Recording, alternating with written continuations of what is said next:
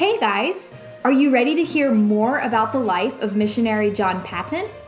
But before we begin, we have a lot of interesting things to read today about his life. But before we begin, do you remember where John Paton just arrived when we finished chapter 2? If you said the New Hebrides Islands, you have an excellent memory. That's a really hard island name. But yes, it was the New Hebrides Islands. Now, do you remember why he went to the New Hebrides Islands? To tell the cannibals that lived there about Jesus. Very good, excellent. But the last we heard, the cannibals haven't been very welcoming to John Paton, have they? No, in fact, last we left off, they tried to steal John Paton's blankets from off his clothesline. Now, let's see if the cannibals are going to start being a little bit more welcoming to John Paton, because he's there to tell them about Jesus, but they have to first be willing to listen. So let's find out in today's chapter if that's going to happen.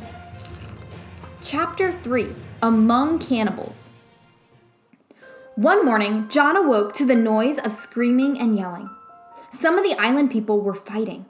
"I will try to stop them," he said. With a few of his new island friends, John started through the thick jungle. Tramping along, they pushed aside the tangled brush. His friends were afraid, but John prayed. "Dear Father," he said, "please guide me, protect our lives, help me to know what to do." Suddenly, they came to a big clearing, and there in front of them were lots of people having a big feast. John walked up to them and cried in their own language, "My love to all you men and women of Tanna. I am your friend. I have come to tell you about the true God." An old chief who had bright feathers stuck in his black tangled hair and big rings in his ears came to John. He took John's hand and led him to a seat among the people. "Sit down beside me," he said. "They will listen to you." "We promised to give up our fighting," said the warriors. They gave John gifts of coconuts, sugarcane, and chickens. He gave them fish hooks and a piece of red cloth. To the chief, he gave a bright red shirt. Had God answered John's prayer? One day, John was working in the yard of his mission house. He looked up to see a chief aiming a gun at him. What should he do? Should he run into the house? John decided to stay right where he was and keep on working. "I am your friend," he said to the chief, "and I want to help you." But the gun never moved. Minutes seemed like hours. While John worked, he was praying for protection. A little later, something even worse happened. John again looked up from his work. This time, he was surrounded on all sides, each man with a gun pointed at him. They crept closer and closer. A verse from the Bible came to John's mind. "Whatsoever ye shall ask in my name, that will I do." John 14:13. John knew then that God wouldn't let one of those men pull the trigger, and they didn't. After a while, they all slunk away without harming him. "I believe God wants us to build a church," John said to National Christians one day.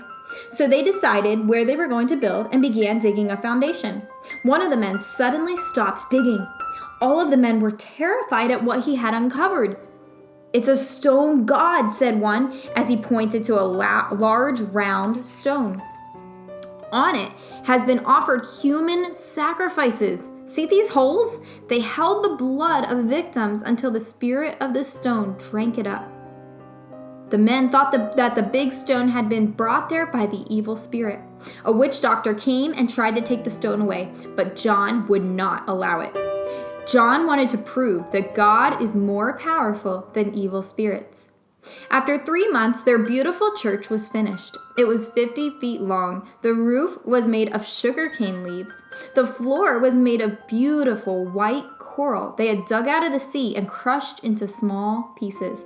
How proud they all were of God's house. On the island, 3 witch doctors kept the people terrified. They claimed they could kill people simply by taking a piece of fruit that had been bitten into and casting a spell on it, causing the one who had tasted it to die. One day, as John was preaching to a great crowd, these witch doctors stood to their feet. "We will kill you," they said.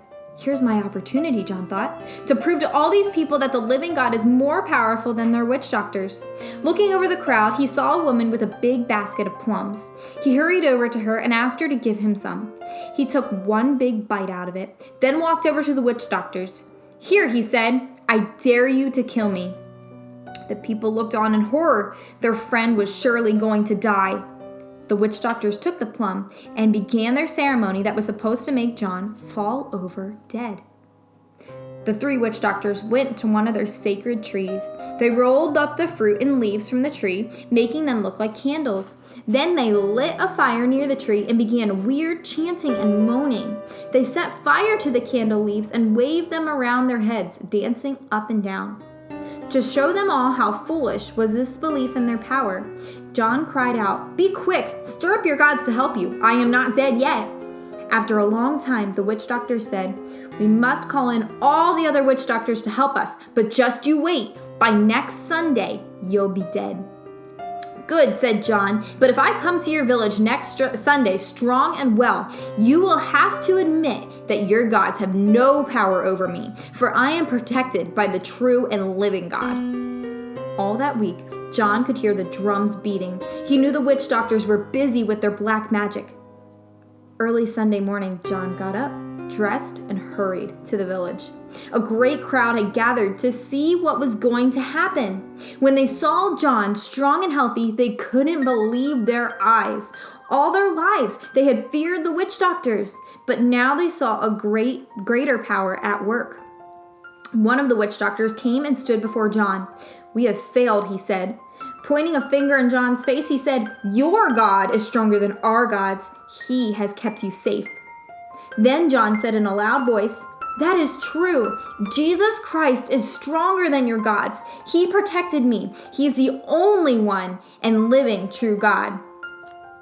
"Listen to me," John said, "and I will tell you how you can know this true and living God." 2 of the witch doctors sat with the others and listened, but the 3rd got his long spear.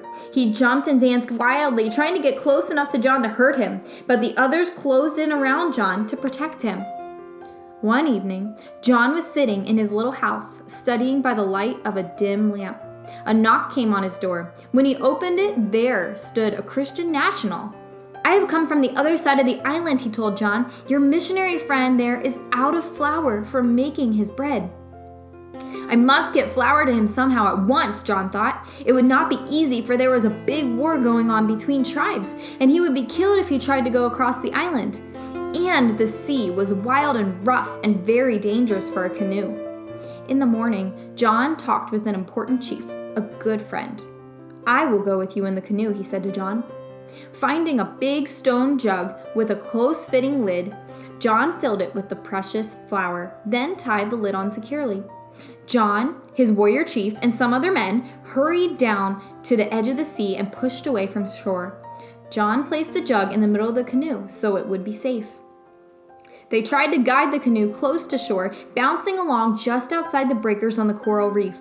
The spray made them soaking wet. Strong arms pushed the paddles in and out of the deep water until finally they were within 2 miles of the other side of the island.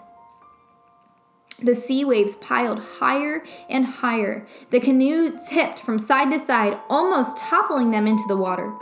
"We won't go any further," said the frightened tribesmen.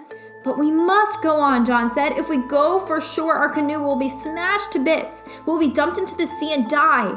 "Wait," cried one of the men. "Here's a smaller wave coming. We'll ride it." That wave picked up their canoe and shoved it towards the shore. The wave broke on the coral reef. Everyone was dumped into the sea except John, who could not swim.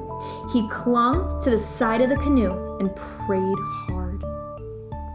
Wow, what a chapter. God has really protected John in some ways. We see that John was able to stop some fighting and tell some people about Jesus. We also saw that God protected John when he was in the yard doing yard work and the people had their guns pointed right at John. Now we're going to find out what's going to happen to John Paton as he's hanging, as he's clinging to his life. He's clinging to the side of the canoe for his life. What do you think is going to happen next week? You think God's going to protect John Paton? Well, come back next week and we'll find out.